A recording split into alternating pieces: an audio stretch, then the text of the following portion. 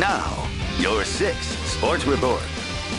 Good evening. Pirates are slowly moving out of the NL Central race, but still very much in the wild card chase. Entering the night, a game and a half back of the Giants, opened up a 2-0 lead on the Cardinals tonight, thanks in large part to the pitching of Garrett Cole. No hitter into the 6th, gets Matt Holliday swinging to end the inning. Just allowed 1 hit in the game, but the Cards get to the Bucs bullpen again. Tony Watson blows the Pirates' 22nd save situation this year, and St. Louis knots it at 2. Bottom 8 Pirates runners on 1st and 2nd. Ike Davis speaks softly but carry a big stick. 3-run bomb gives the Bucs a huge 5-2 win tonight. Just 3 home games left in Curve, PA. Curve and Richmond tied at 2 in the 4th. Carlos Paulino frozen rope single scores Willy Garcia to make it 3-2. Speaking of Garcia, top 8. Myles Schroder single for Richmond. Blake Miller trying to tie it up, and Garcia says you will get nothing and like it. Franchise record 19th outfield assist from Willy Garcia, and the Curve pick up a 3-2 win. State College Spikes closing in on the top seed in the New York Penn League playoffs. They beat Mahoning Valley tonight 6-2. Mike Tomlin calling it the witching hour. The Steelers preseason game Thursday, which doesn't mean much to about 50 players and everything for about 20 others. Thursday's game against Carolina will be the last chance for Steelers players to make an impression on the Steelers coaches. Both Le'Veon Bell and LeGarrette Blount will continue to play as their quote-unquote punishment for the pot possession arrest. Tomlin added more punishment could be on the table. I won't talk in great detail about, what we laid down in regards to dealing with the situation, but just rest assured that we deal with unfortunate situations in an appropriate manner. Hopefully those 2 guys will show what's capable in terms of moving past. Steelers and Panthers kick off Thursday at 7:30.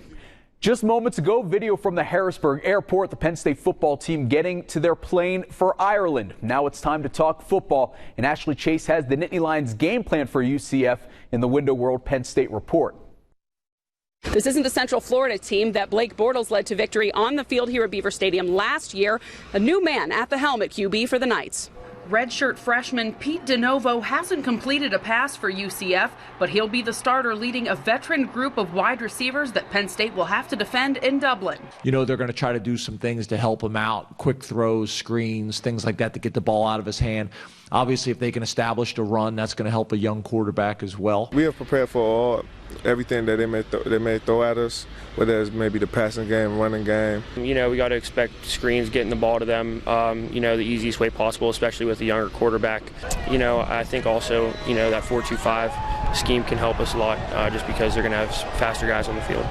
With your Windows World Penn State report, Ashley Chase, 6 Sports. 2-a-days on 6 Sports is brought to you by Conemaugh Health Systems.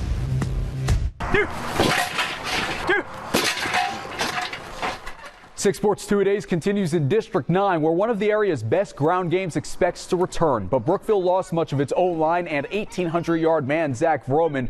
No worries, says head coach Chris Dwork, who's more than confident in seniors Bobby McGrainer and Jonah Sampson. But the key is getting more versatile this fall.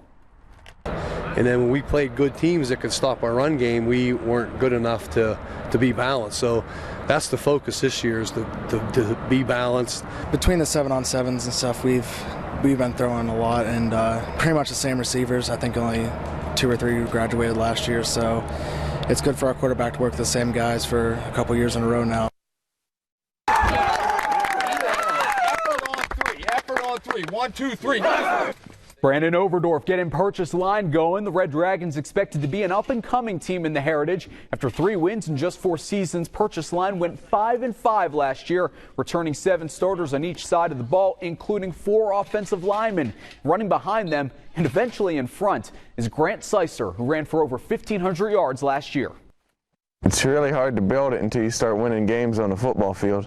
And I think we started building that there towards the end of last season. Ever since we got Coach Overdorf, we've been working to turn the corner. He says, be the most physical out there, push ourselves to be better. He's going to have a target on his back. Everybody's going to key on him. He's not going to surprise anybody this year. He knows that. We know that. But we've got to become more dynamic if we're going to compete at that next level. And one more camp visit tomorrow to Cameron County. To see all 64 previews thus far, head to WJECTV.com. And that'll do it for sports tonight. 6 News will be right back.